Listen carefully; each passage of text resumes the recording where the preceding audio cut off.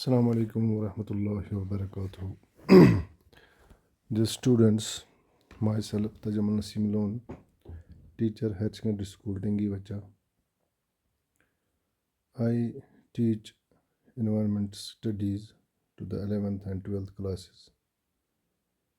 As it is a new subject which has been introduced several years before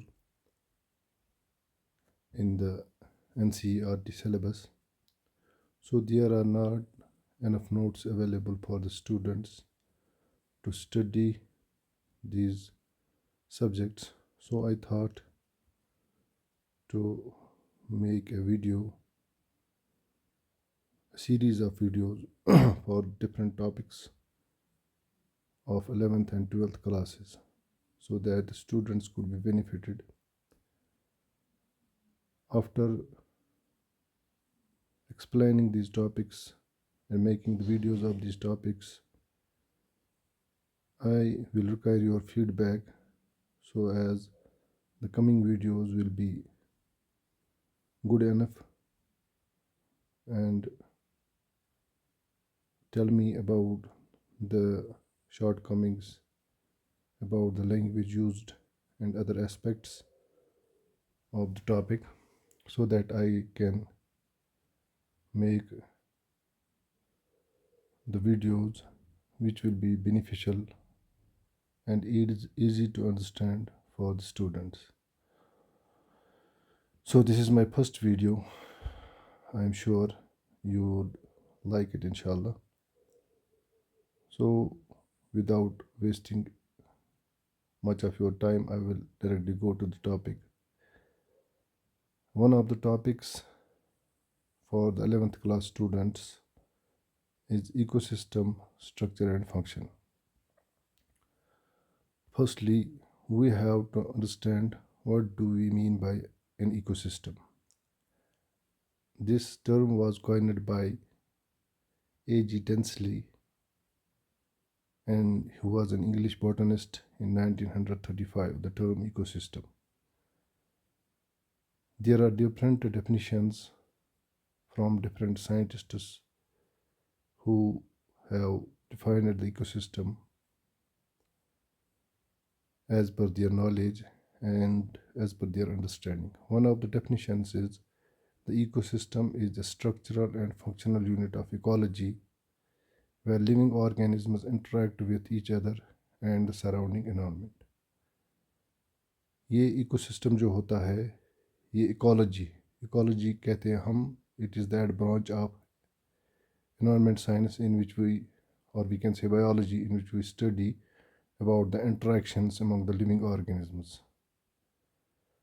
ecosystem ecology का एक structural और functional unit होता है जिसमें जो लिविंग ऑर्गेनिजम्स होते हैं वो इंटरेक्ट करते हैं एक दूसरे के साथ इंटरेक्ट करते हैं. जैसे there are different types of interactions in an ecosystem among different living organisms. These interactions may be positive or negative. So the living organisms, whether plants or animals, they interact with each other. Why they interact? वो क्यों interact एक दूसरे के साथ करते हैं? क्योंकि वो एक दूसरे पे इंटरडिपेंडेंट है. फॉर इंस्टेंस मैं आपको एग्जांपल दूंगा. हम एक इकोसिस्टम में रहते हैं जिसमें हमारे साथ कुछ पेट एनिमल्स रहते हैं, जिसमें हमारे साथ कुछ प्लांट्स रहते हैं. उनकी हमें ज़रूरत है. जैसे अगर हम एग्ज़ाम्पल लें तो हम वेजिटेबल्स खाते हैं तो वो हमारे इकोसिस्टम का हिस्सा है.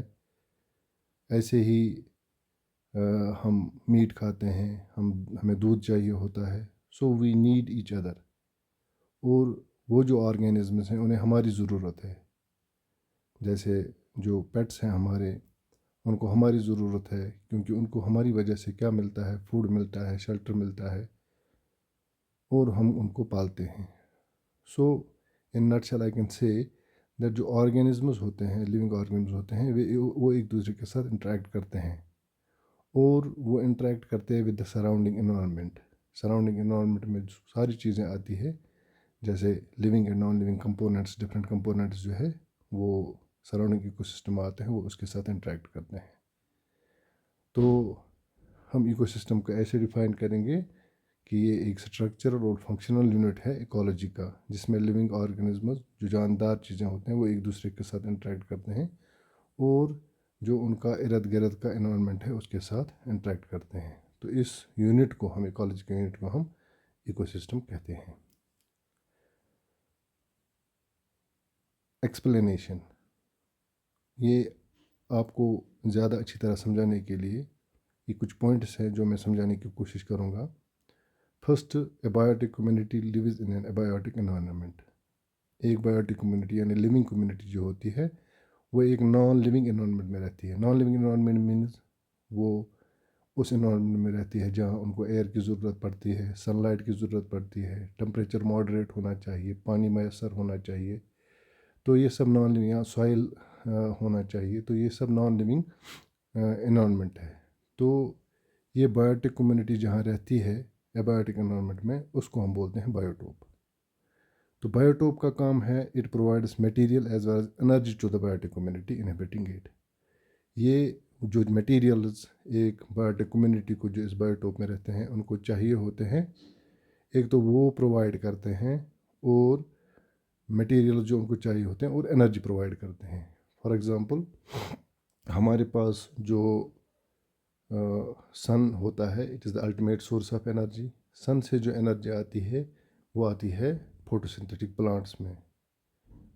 फोटोसिंथेटिक प्लांट्स जो होते हैं वो अपना फूड खुद मैन्युफैक्चर करते हैं। आपको पता होगा, आपने पढ़ा होगा प्रीवियस क्लासेस में कि फोटोसिंथेसिस जो होता है it is a process in which the green plants manufacture their own food by using different types of raw materials which are present in the earth, which are present in the atmosphere.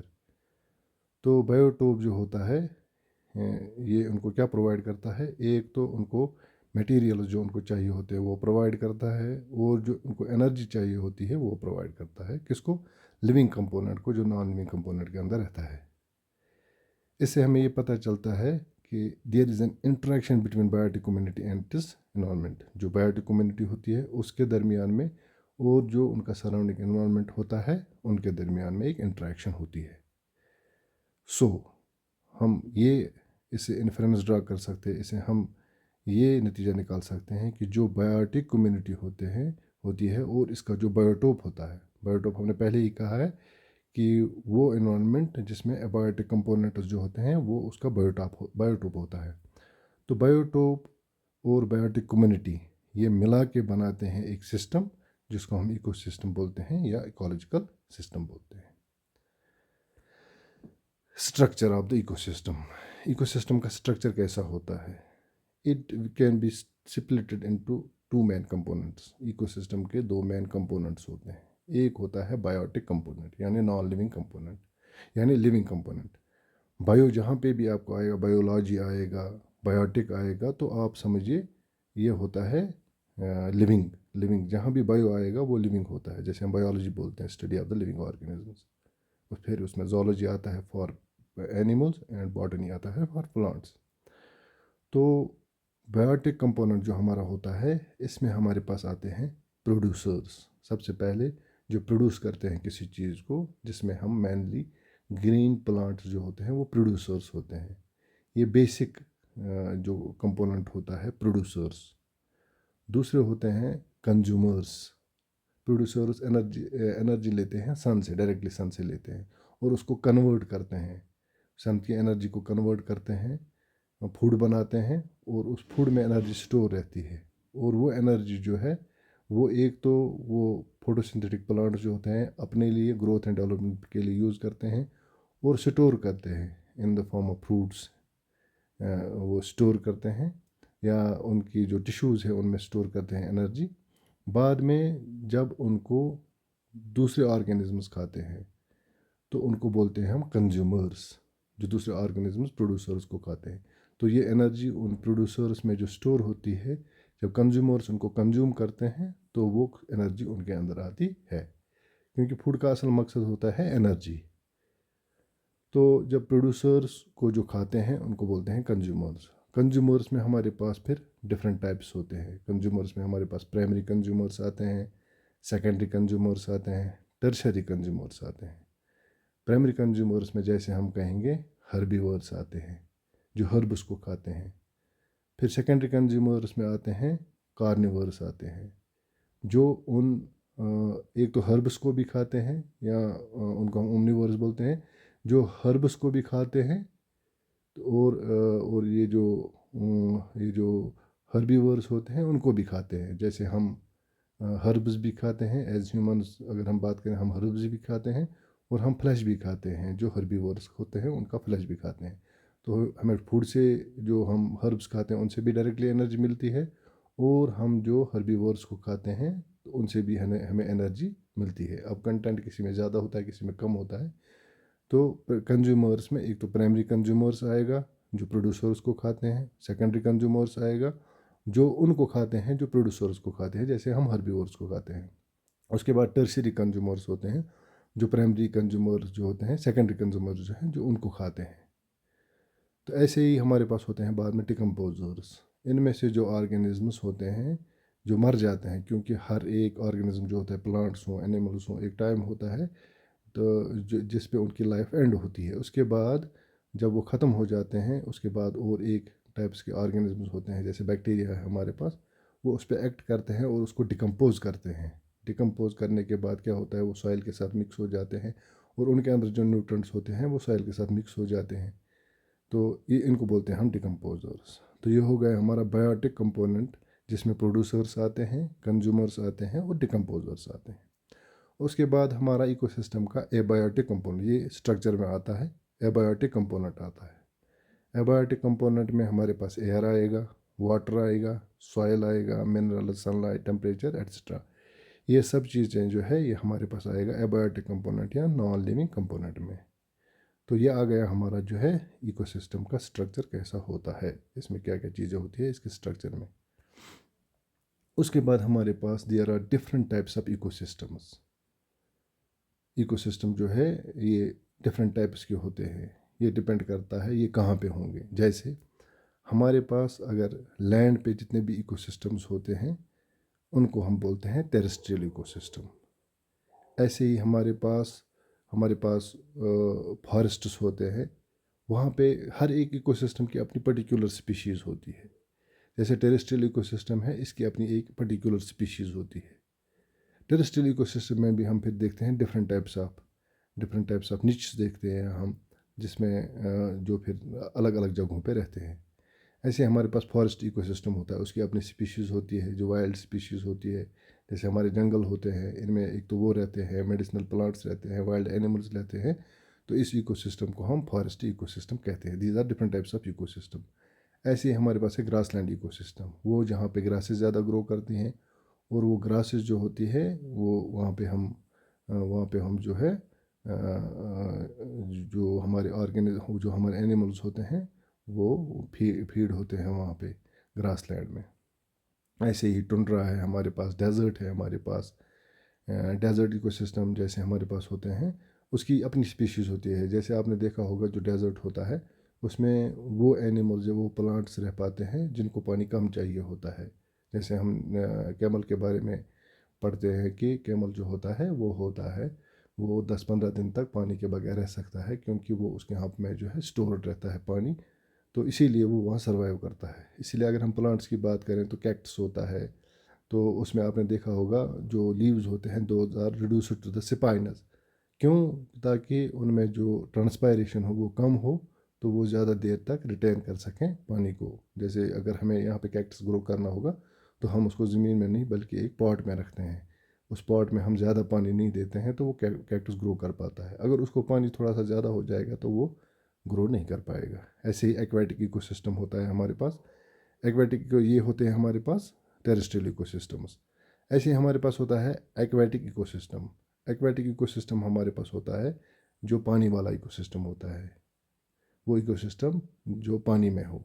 जैसे इसमें भी हमारे पास फिर दो सब types है। जैसे fresh water है जिनमें फ्रेश वाटर पाया जाता है, जैसे हमारे पास लेक्स है, पॉन्ड्स है, रिवर्स है, स्ट्रीम्स हैं।